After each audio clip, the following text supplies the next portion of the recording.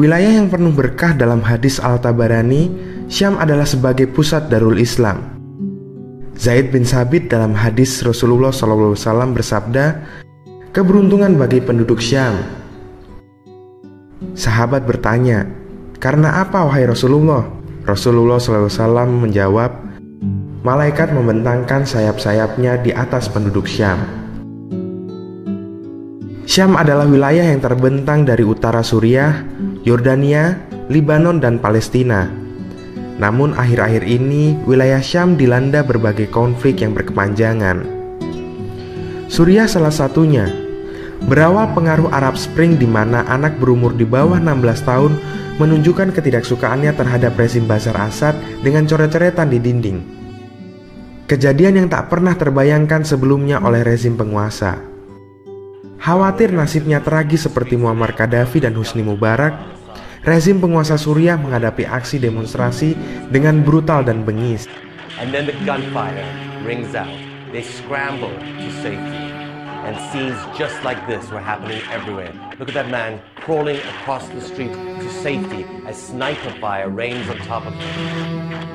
This gathering in Banias was, like elsewhere, held after Friday prayers. Bibit perlawanan ini tertanam dari masjid. Demonstrasi rutin dilakukan seusai sholat Jumat.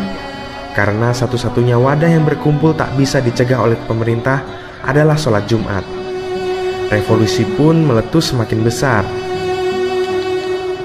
Rezim semakin bengis menghadapi tuntutan masyarakat.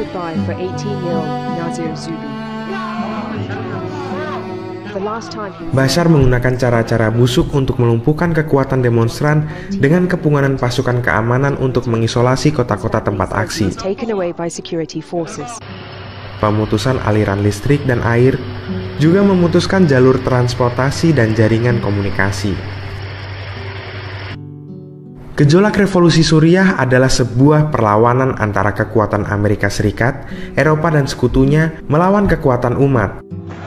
They want the world to expel Syrian ambassadors and isolate the regime of Bashar al-Assad. AS diwakili Bashar Assad dan rezimnya bersama Iran dan Hizbullah di Libanon, serta oposisi luar dan pemerintahan Turki. Sementara kekuatan umat adalah kelompok perlawanan, tentara membelot yang tergabung dalam FSA,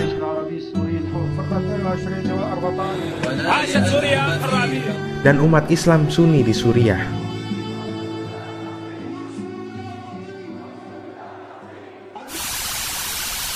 Bashar dan rezimnya adalah rezim yang berawal dari Hafez Assad yang berkuasa di Suriah tahun 1971 atas restu Amerika.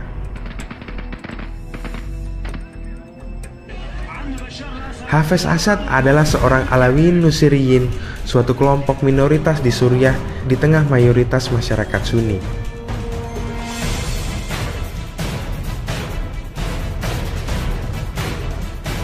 Selama 30 tahun Hafez memerintah, rakyat Suriah amat menderita. Kemakmuran hanya dinikmati oleh kelompok Alawiyin dan pendukung Partai Ba'ath Sosialis. Bashar Assad menggantikan ayahnya pada 10 Juni tahun 2000.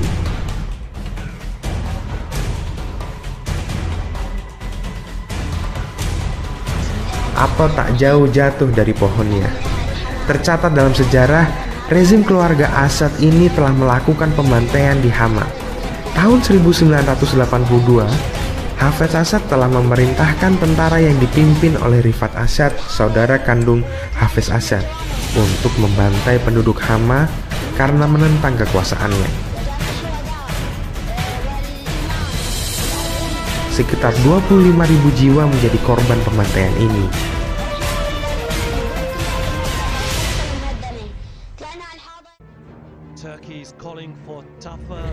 Dalam agenda Amerika Serikat lainnya, pemerintah Turki dipakai bak penolong untuk mengatasi Suriah dengan dua opsi.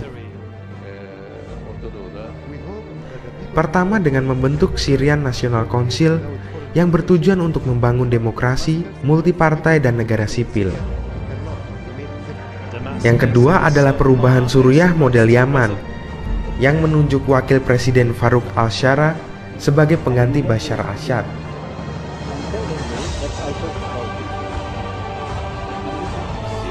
Iran mendukung rezim Bashar dengan uang, pasokan senjata, dan amunisi, serta ditambah lagi dengan pengiriman sejumlah perwira Iran untuk menjadi penasehat militer Suriah.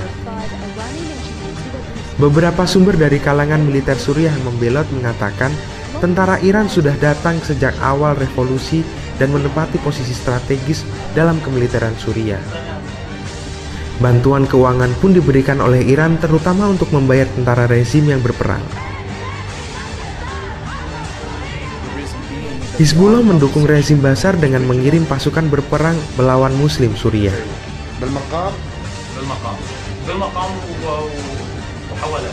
Pihak oposisi luar membentuk Koalisi Nasional Suriah yang dipimpin oleh Mu'adz Al-Khatib.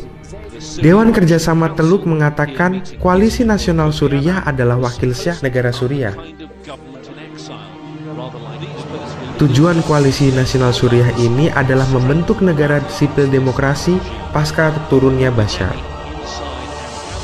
Adapun oposisi dalam negeri adalah kekuatan yang tergabung dalam kelompok perlawanan kekuatan murni umat yang menginginkan perubahan dan bergabung dengan para mujahidin.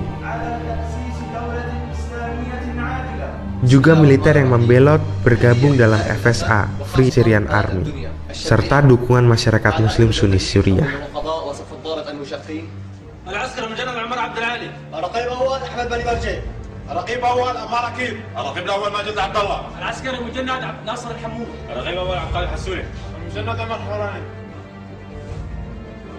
Siapakah yang akan menang? AS dan Barat belum memiliki pengganti Bashar Assad yang bisa diterima oleh rakyat Syria.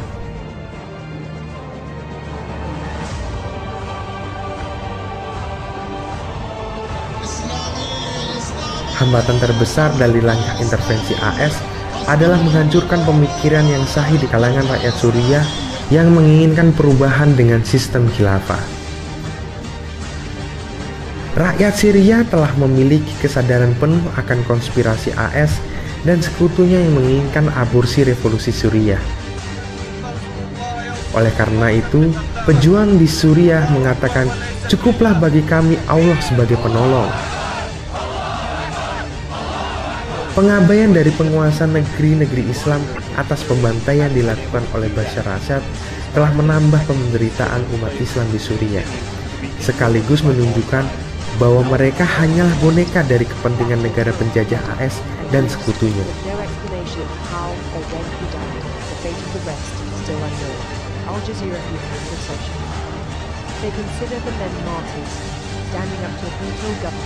Revolusi Suriah insya Allah akan membuka jalan bagi tegaknya khilafah dan menjadikan umat Islam untuk bersatu dan menumbangkan rezim pengkhianat di negeri mereka masing-masing.